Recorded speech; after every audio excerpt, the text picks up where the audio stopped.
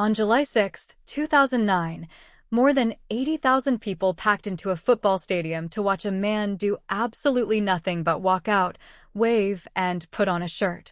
No match was played. No ball was kicked. And yet the crowd screamed like they'd just witnessed a trophy-winning goal.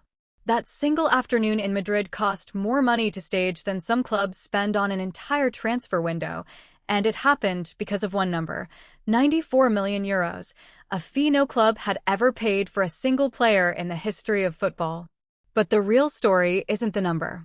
It's how close the whole deal came to never happening at all. Rewind 3 years. In 2006, after the World Cup wink scandal nearly destroyed his reputation in England, Ronaldo had already tried to leave Manchester United for Real Madrid once. Ferguson blocked it, talked him into staying, and watched him become the best player in the world instead. That decision to stay, made under intense emotional pressure at just 21 years old, is the reason this story even has a starting point worth telling. Without it, there's no United Trophy Hall, no Ballon d'Or, and quite possibly no world record fee 3 years later. By 2008, Ronaldo had a Premier League title, a Champions League trophy, and his first Ballon d'Or. On paper, there was no reason for him to leave a club where he'd just become a legend. Except the ambition that made him great in the first place hadn't gone anywhere, and neither had Real Madrid's obsession with signing him. Florentino Perez, Real Madrid's president, had wanted Ronaldo since before he was even a superstar. Perez had built his entire second presidency around the idea of collecting the world's best players, the so-called Galacticos policy, and in his eyes, no roster was complete without the man widely considered the finest talent on the planet. This wasn't a new obsession.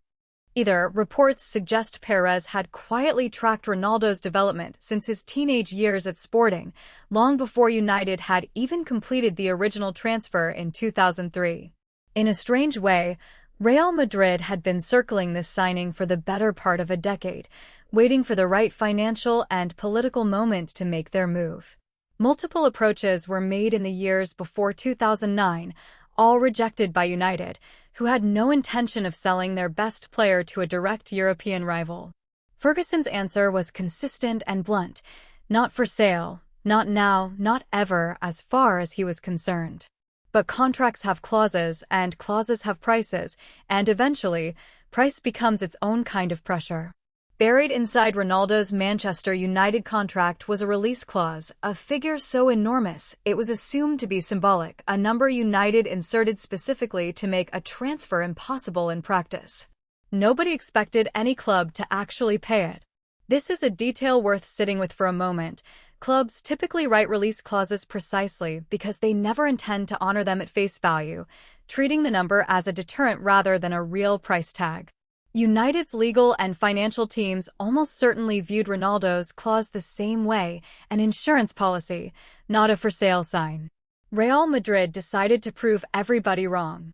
In the early months of 2009, informal conversations between Perez's camp and Ronaldo's representatives intensified, and for the first time, the idea of triggering that release clause stopped being theoretical and started being a genuine financial plan. United's position hardened publicly even as the pressure built privately. Ferguson gave interviews insisting Ronaldo would stay, describing him as untouchable, a cornerstone of the club's future. Club statements throughout early 2009 repeatedly dismissed the transfer talk as media speculation, and some United executives reportedly believed the story would fade the same way previous rumors had in prior seasons. Behind the scenes, though, the dynamic was shifting in a way fans couldn't see.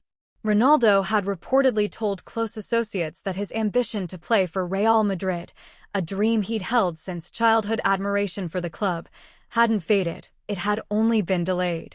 And delay, for a player already operating at the peak of world football, starts to feel like a countdown. By April 2009, speculation had become impossible to contain. Spanish newspapers ran near-daily updates on negotiation details, some accurate, many wildly exaggerated, creating a media frenzy that put pressure on every party involved. One report would claim the deal was already agreed. The next would claim talks had collapsed entirely. This whiplash cycle repeated for weeks, turning the transfer saga into a kind of ongoing soap opera that dominated back pages in both England and Spain simultaneously. United fans, still riding the high of a second consecutive Champions League final appearance, faced the uncomfortable reality that their best player might be gone within months. Ferguson, publicly defiant, was privately facing a decision no manager wants to make: fight a battle he might lose, or accept a fee large enough to make the loss feel less like defeat and more like a business deal too good to refuse. What most fans still don't realize is exactly how much internal resistance existed even after United reportedly agreed to sell. Ronaldo's release clause had been set at £94.9 million, later converted into a headline transfer fee of roughly £80 million, or approximately €94 million. Multiple United board members reportedly had reservations about losing their most marketable asset at the peak of his powers, even with a record fee attached. Some internally argued that no amount of money could fully replace the commercial value of having the world's most talked-about player wearing the club's shirt every week. The number itself became a kind of validation, proof that letting him go wasn't weakness. It was simply an offer too large for football logic to ignore. And once that number was finalized, everything moved with startling speed. On June 11, 2009, Manchester United officially confirmed Ronaldo would join Real Madrid. The fee shattered the previous world record, held by Zinedine Zidane's 2001 move to the very same club, by a staggering margin. To put the scale in perspective, Zidane's then-record transfer had itself felt almost unrepeatable at the time it happened. Ronaldo's fee didn't just edge past it, it obliterated it, resetting expectations for what a single player's value could even mean in football economics. Fans across England reacted with a mixture of heartbreak and disbelief. Fans across Spain reacted with something closer to euphoria. But the announcement itself was only the beginning of a spectacle nobody quite expected. Real Madrid wasn't just planning a press conference. They were planning an event. The presentation was scheduled for the Santiago Bernabéu itself, Real Madrid's iconic home stadium, and the club opened the gates to the public for free. What happened next stunned even seasoned football executives. More than 80,000 supporters showed up, not to watch a match, but to watch a man walk onto a pitch, wave to a crowd, and hold up a jersey. The procedural photo op into one of the largest spontaneous gatherings in the club's history. The hours leading up to that moment were themselves a spectacle few fans got to see in full. Ronaldo had arrived in Madrid the day before, greeted at the airport by a smaller, but no less enthusiastic crowd, before completing the standard medical examination every transfer requires. Photographers camped outside the medical facility for hours just to capture him stepping on and off a treadmill, a mundane routine procedure treated with the intensity of a royal arrival. By the time he reached the stadium the following day, the anticipation had built to a level that made the eventual crowd size feel almost inevitable in hindsight, even though nobody at Real Madrid had actually predicted numbers that high. Ronaldo emerged onto the Bernabéu pitch to a wall of noise that reportedly left him visibly emotional, a stark contrast to the calculated, camera-ready confidence fans usually saw from him. He juggled a ball briefly for the crowd, smiled, and struggled at moments to process the scale of what was unfolding around him. Journalists present that day described the noise level as closer to a title-winning celebration than a routine unveiling, an unusual comparison given that Ronaldo had, at that point, contributed absolutely nothing to the club except his signature on a contract. This wasn't the reception of a transfer, it was closer to the reception of a returning hero, except he'd never played a single competitive minute for the club. The pressure embedded in that welcome was enormous, and it hadn't even started translating into results yet. Behind the spectacle, a quieter and more complicated story was unfolding involving jersey numbers. At Manchester United, Ronaldo had turned the number 7 into an extension of his identity, following legends like George Best and Eric Cantona before him. At Real Madrid, the number 7 belonged to club captain Raul, a legend in his own right with no intention of giving it up. Ronaldo instead took the number 9, a slightly awkward compromise for a player whose brand had become inseparable from a different digit entirely, a small. almost bureaucratic detail that stood in strange contrast to the record-shattering fee that had just been paid to bring him there. The number 7 wouldn't return to his shirt until Raul eventually left the club 2 years later, a small detail most fans forget, but one that quietly reveals how even a record-breaking transfer couldn't buy him everything instantly. This wasn't the first time Real Madrid had staged a spectacle like this, either, though it was by far the largest. The Galacticos era had begun years earlier with the signings of Luis Figo and later Zidane, each presented with growing ceremony as Perez discovered that unveiling a superstar could function almost like a product launch, generating its own wave of merchandise sales and membership sign-ups independent of anything that happened on the pitch. Ronaldo's arrival simply took that formula and multiplied it by a scale nobody had previously imagined possible, turning a football transfer into a genuine cultural event covered by outlets that had never covered football before. Meanwhile, back in Manchester, Ferguson's public comments about the transfer told a more layered story than headlines suggested. He praised Ronaldo's talent and wished him well, standard managerial diplomacy.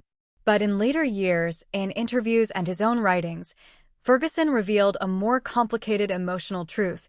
Letting Ronaldo go was one of the hardest decisions of his career, not because of the money, but because he'd watched a raw 18-year-old transform into the best player in the world under his direct guidance, and now someone else would get to watch what came next. Ferguson has since described the sale less as a business transaction and more as watching a project he had personally overseen for 6 years walk out the door to help build something for a rival institution. It's a rare glimpse into a side of football rarely discussed, the mentor's quiet grief hidden behind a record-breaking business transaction.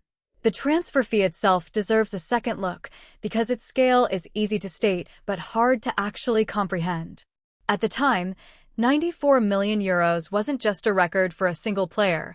It dwarfed the entire annual transfer budgets of most clubs in European football combined. Some smaller clubs across Europe operated on total squad budgets that wouldn't cover even a fraction of what Real Madrid had just paid for one individual, a gap that sparked genuine debate about financial fairness in the sport. A handful of prominent football executives from other leagues publicly criticized the fee as reckless, warning it would distort the entire transfer market for a generation, a prediction that, in hindsight, turned out to be almost entirely correct. Critics inside and outside Spain questioned whether any single human being could possibly justify that number through performance alone, arguing that no matter how brilliant a player was, the fee had crossed from investment into pure spectacle. Ronaldo, for his part, seemed to treat the number not as pressure, but as a challenge directly aimed at him personally, and the numbers he would go on to produce in Spain suggest he took that challenge extremely seriously. What makes this transfer more than just a financial headline is the timing of everything surrounding it. 3 years earlier, in 2006, Ronaldo had been one of the most hated footballers in England, facing threats serious enough to require extra security. Now, in 2009, he was walking into the most expensive presentation in football history, greeted by a crowd larger than most clubs' entire season ticket base. The distance between those two moments wasn't decades. It was 3 years. And it raises a question worth sitting with. How many careers get derailed permanently by a moment like 2006, and how many survive it only because of relentless, almost obsessive self-improvement in the years that follow? There's also a financial irony buried in this story that rarely gets mentioned. The release clause that Real Madrid triggered had been set so high by Manchester United specifically to prevent a transfer like this from ever happening. Instead, that same protective mechanism ended up defining football's price ceiling for the next several years, with rival clubs across Europe using Ronaldo's fee as the new benchmark for valuing their own top talents. A number designed to say "not for sale" instead became the industry's new definition of what "for sale" actually meant at the very top of the market. Real Madrid's gamble on Ronaldo wasn't just about acquiring a great player. It was a statement of intent, a signal that the club intended to dominate the next decade of football regardless of cost. What nobody in that stadium on July 6th, 2009 could have known was just how right that gamble would turn out to be, or how a rivalry born that same summer would go on to define an entire era of the sport, shaping careers, records, and arguments that fans are still having today. Within a year, Barcelona would counter with their own generational talent, setting up a decade-long duel that would push both players to statistical heights nobody in football had ever produced before, each one seemingly refusing to let the other hold any record for long. The kid who once tied weights to his ankles on a small island, who nearly lost everything to a single misunderstood gesture at a World Cup, had just become the most expensive footballer who had ever lived. And somehow, that record wouldn't even survive the decade.